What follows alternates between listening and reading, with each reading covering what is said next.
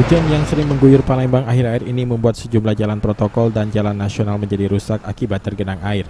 Seperti terpantau di kawasan Jalan Soekarno-Hatta ini. Di sejumlah titik seperti di dekat persimpangan Arapakjo dan dekat perputaran kedua dari arah Simpang 4 Macan Lindungan terlihat mulai rusak.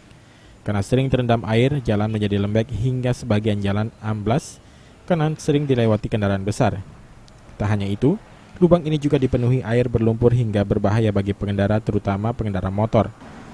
Balai Besar Pelaksana Jalan Nasional 3 sendiri mengakui saat musim hujan, sejumlah jalan nasional memang mengalami kerusakan.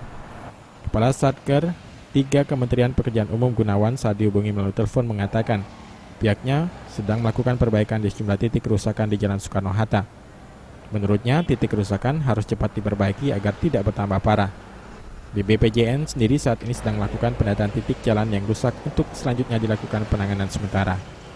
Bibisono, PAL TV.